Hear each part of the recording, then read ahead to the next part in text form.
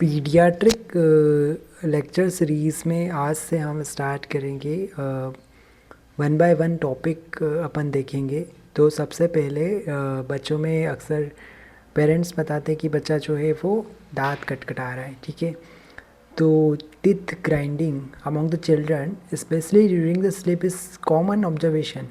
In cases of in cases of infant, one need not bother about it. In older children, it may be a manifestation of disturbing dreams, pent-up tension and aggression. ठीक है।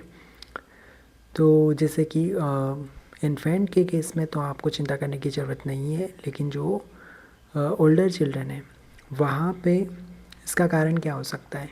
या तो dreams हो सकते हैं, disturbing dreams, या कोई tension है बच्चे को, या एग्रेशन है जो कि वो टीथ ग्राइंडिंग के रूप में शो कर रहा है।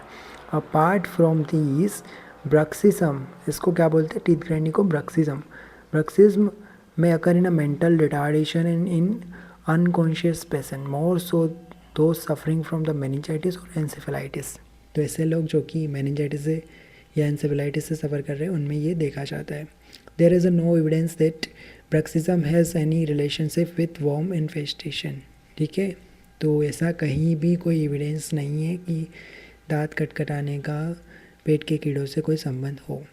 Treatment consist in improving the environmental situation responsible for the tension and conflict, यानी कि जिस भी कॉन्फ्लिक्ट की वजह से या कोई भी बच्चे के ऊपर जो भी टेंशन है उसकी वजह से दांत खटखटा रहा है तो उसको दूर करना पड़ेगा। Attempt should be made to make bedtime more enjoyable and relaxed. Watching of thriller and horror shows at bedtime should be avoided. Okay, तो ये रहा bruxism. Okay, bruxism teeth grinding को हमने देखा, ठीक है।